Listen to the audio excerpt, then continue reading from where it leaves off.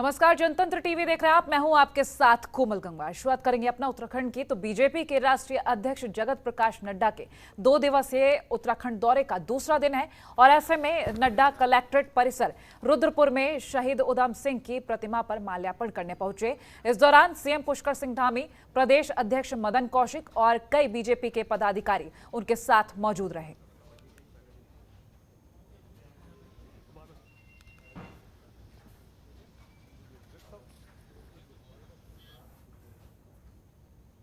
और वहीं बीजेपी के राष्ट्रीय अध्यक्ष जेपी नड्डा ने अंबेडकर पार्क में बाबा साहेब भीमराव अंबेडकर की प्रतिमा पर भी माल्यार्पण किया। सीएम धामी भी इस दौरान साथ मौजूद रहे। नड्डा ने जनसभा को भी संबोधित किया।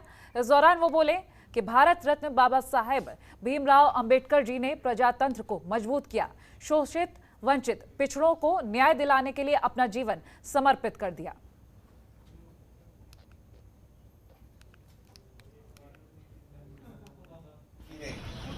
अपना सारा जीवन प्रजातंत्र को मजबूत करने के लिए और सामाजिक न्याय के लिए, और सामाजिक न्याय के साथ साथ जो उत्पीड़ित है, जो शोषित है, जो वंचित है, जो दलित है, जो समाज के पीछे रह गया है, समाज में पीछे रह गया, उसको न्याय दिलाने के लिए उन्होंने अपना सारा जीवन लगाया। हम सबका सौभाग्य है कि संविधान निर्माता भारत रत्न भीमराव अंबेडकर जी ने एक बहुत ही, जिसे कहा जाए कि एक संविधान में सबके विकास का एक रचना करते हुए संविधान की जो नींव रखी और जो ड्राफ्टिंग कमेटी के चेयरमैन के रूप में उन्होंने जो संविधान हमें दिया, वह भारत के प्रजातंत्र मूल्यों को और सबको आगे बढ़ाने के लिए, जिस बात को प्रधानमंत्री जी ने कहा, सबका साथ, सबका विकास, सबका विश्वास और सबका साथ, सबका प्रयास, इसकी जो नींव रखी वो भारत रत्न भीमराव अम्बेडकर जी ने रखी। जेपी नड्डा के उत्तराखंड दौरे का आज आखिरी दिन है और इसी कड़ी में बंगाली समाज के साथ भी उन्होंने संवाद कार्यक्रम में हिस्सा लिया और यहां बंगाली समाज की महिलाओं ने बीजेपी के राष्ट्रीय अध्यक्ष का स्वागत किया, जिसके बाद जेपी नड्डा ने समाज को संबोधित भी किया और इस दौरान वो रुद्रपुर में पार्टी पदाधिकारियों के साथ भी एक बैठक में पहुंचे। आपको बता दें, जिसमें बीजेपी प्रदेश पदाधिकारी, जिला प्रभारी, जिला अध्यक्ष, जिला महामंत्री, मोर्चा प्रदेश अध्यक्ष, मोर्चा प्रदेश महामंत्री, विधानसभा प्रभारी, विधानसभा सह प्रभारी के साथ चुनावों की रणनीति को लेकर बातचीत करेंगे।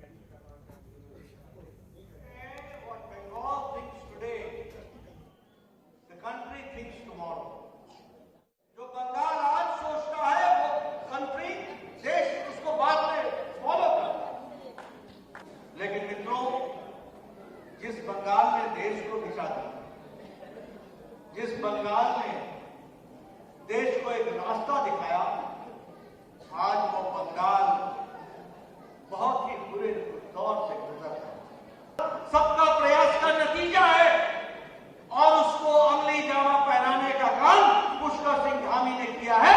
इसको भी हमको ध्यान रखना है। सूचना एवं प्रसारण मंत्री अनुराग ठाकुर ने कहा, मीडिया एक निगरानी संस्था है और इसकी भारत के जीवंत लोकतंत्र में महत्वपूर्ण भूमिका है। राष्ट्रीय प्रेस दिवस के मौके पर अपने वीडियो संदेश में ठाकुर ने मीडिया से फर्जी खबरों की समस्या से पार पाने का आह्वान किया। ठाकुर ने कहा कि राष्ट्रीय प्रेस दिवस भारत के नागरिकों के महत्वपूर्ण मुद्दों को उठाने में मीडिया और प्रेस की भूमिका को प्रतिबिंबित करने का दिन है। मीडिया एक निगरानी संस्था है और भारत के जीवंत लोकतंत्र में इसकी महत्वपूर्ण भूमिका है।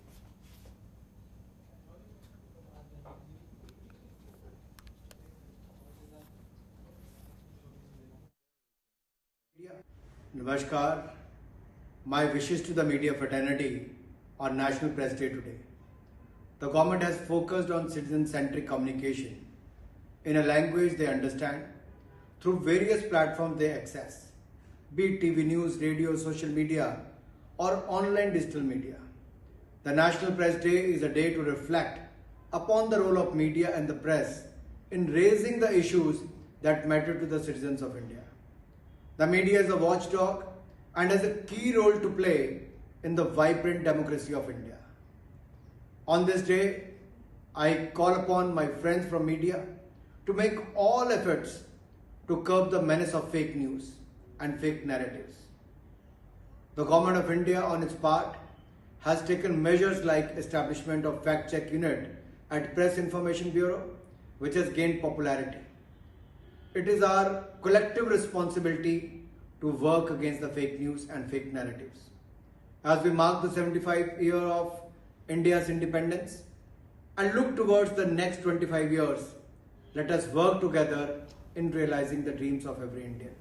I wish you good luck and once again congratulations on the National Press Day.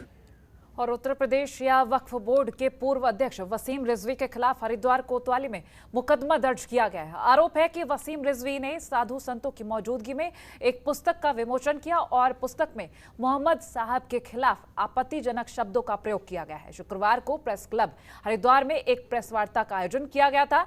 इसमें महामंडलेश्वर स्वामी यति नरसिंहनंद, स्वामी दर्शन भारती आदि की मौजूदगी में वसीम रिजवी की ओर से एक पुस्तक का विमोचन किया गया और मोहम्मद साहब के खिलाफ आपत्तिजनक शब्दों का प्रयोग किया गया। इस वायरल वीडियो में मुस्लिम समुदाय के लोगों ने कड़ी आपत्ति दर्ज कराई है। हरिद्वार कोतवाली में तहरीर दी है और सख्त से सख्त कार्रवाई की मांग की है।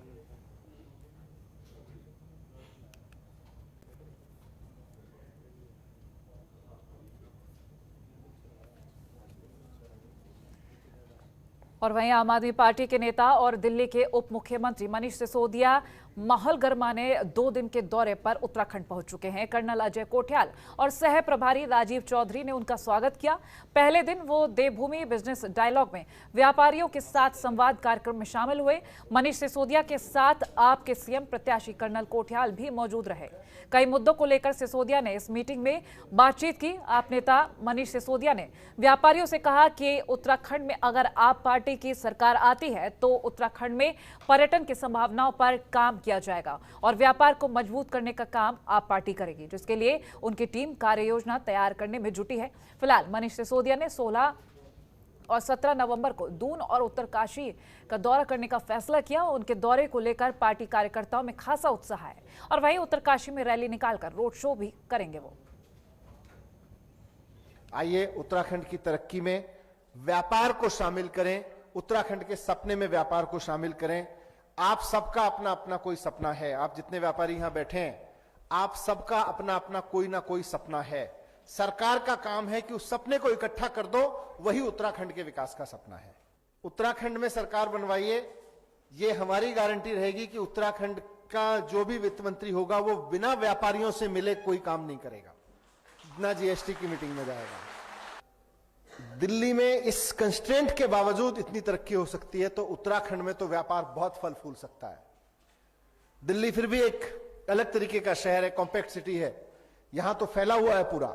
यहां पे जितनी संभावना है, और पर्यटन के क्षेत्र में मुख्यमंत्री जी ने कहा है आध्यात्मिक राजधानी बनाना है इसको। आध्यात्मिक क्षेत्र में खूब रोजगार की संभावनाएं हैं, खूब व्यापार की संभावनाएं हैं, और उसका मॉडल आम आदमी पार्टी की सरकार लेके आएगी।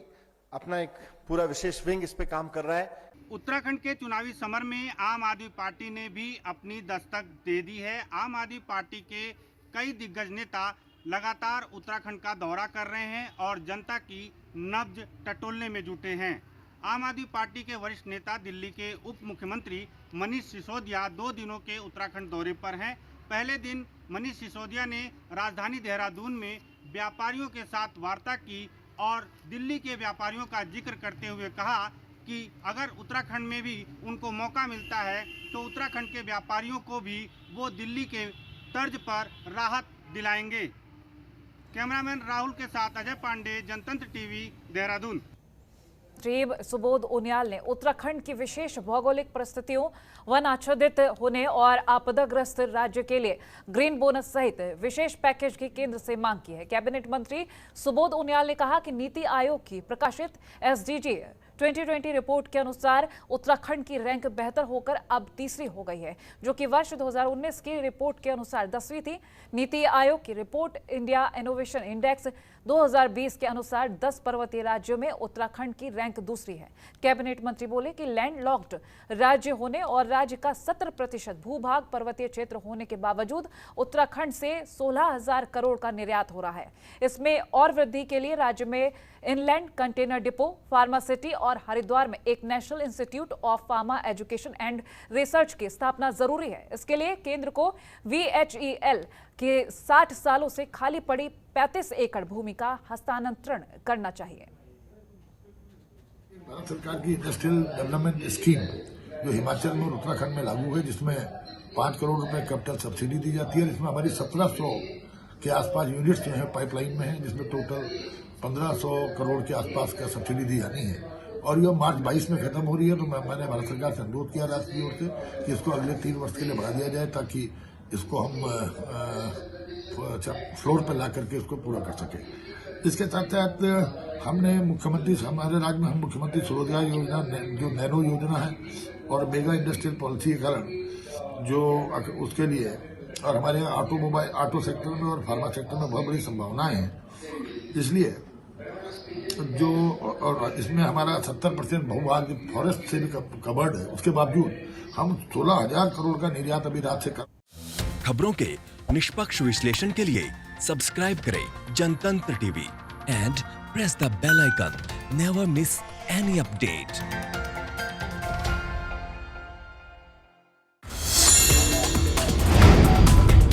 Download the Janatantra TV app, available on Google Play and App Store. Download it now.